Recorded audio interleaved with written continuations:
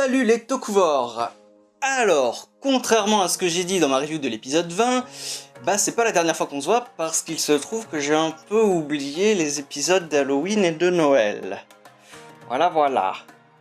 Donc cet épisode d'Halloween se déroule entre l'épisode 17 et l'épisode 18, c'est-à-dire pile exactement là où ils en sont dans la diffusion américaine.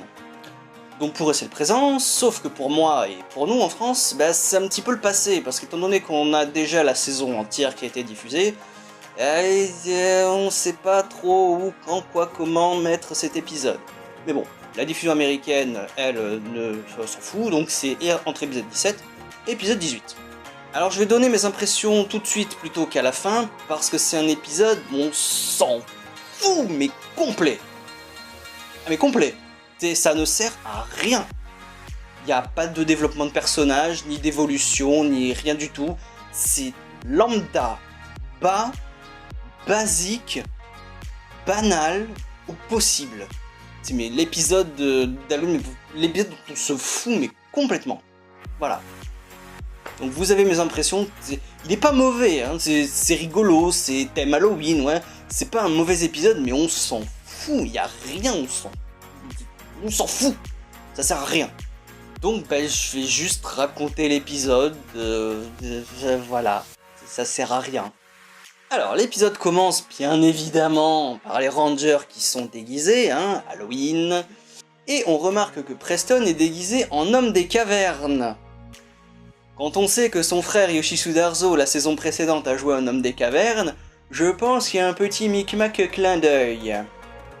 Des monstres qui ne sont pas du tout liés à Odious et donc au scénario principal de la série attaquent, et on peut voir que parmi eux il y a des monstres d'autres saisons, comme, alors je vais faire un effort de mémoire, Necrolai, je crois, de Power Ranger Mystic Force, un autre de Jungle Fury, un autre de Dino Charge, et les autres c'est des monstres qui n'ont pas été utilisés de Ninja dans Power Ranger Ninja Steel.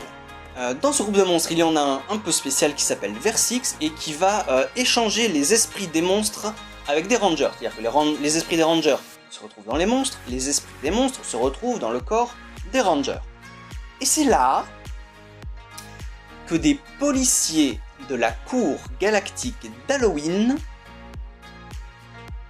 je répète, des policiers de la cour galactique d'Halloween apparaissent et embarquent les monstres, c'est-à-dire les rangers, hein, vu que les esprits des rangers sont dans les monstres, pour aller se faire juger à cette fameuse cour galactique d'Halloween.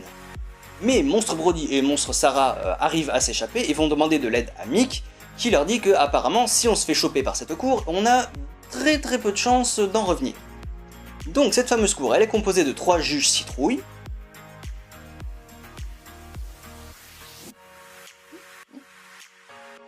ainsi que d'une sorcière verte.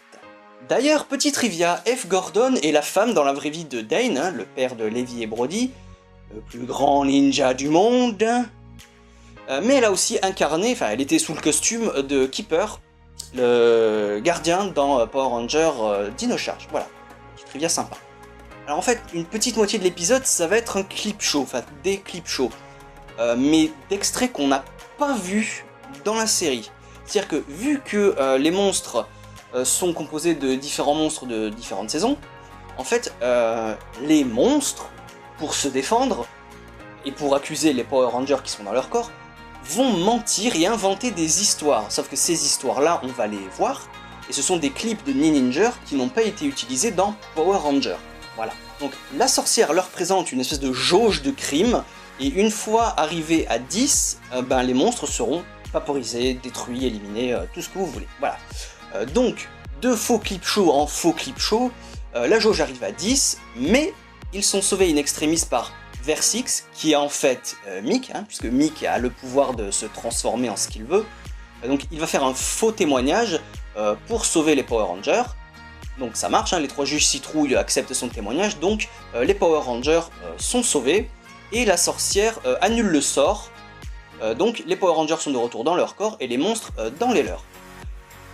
C'est à se demander si Preston n'aurait pas pu le faire, lui, hein, monsieur le grand magicien, vu qu'il l'a fait à l'épisode précédent pour annuler le sort de Levi de la voix et du rajeunissement. Hein, je pense pas qu'un body swap ce soit si compliqué que ça à annuler. Mais bon, passons sous silence que le Ranger bleu est magicien. Et après, c'est encore plus, on s'en fout, quoi, parce que le combat contre Versix, il est normal, armure lion de feu, y a rien à dire, quoi, c'est un combat normal, il grandit, Ultrazord, boum badaboum, et voilà. Donc toute la fin de l'épisode, c'est un combat banal, avec un combat banal de Megazord, tout ça, voilà, c'est classique, déjà vu, donc rien à dire là-dessus. Et la fin de l'épisode, c'est tout simplement les Rangers qui font du porte-à-porte, trick and treat, les bonbons et tout ça. Même si c'est un peu curieux à leur âge quand même de faire ça. Soit. Ok. Et voilà, et fin. Voilà, donc aucune incidence sur le scénario principal, pas d'évolution de personnage, donc... rien, voilà. C'est rigolo, à peu près, mais ça sert à rien. Voilà.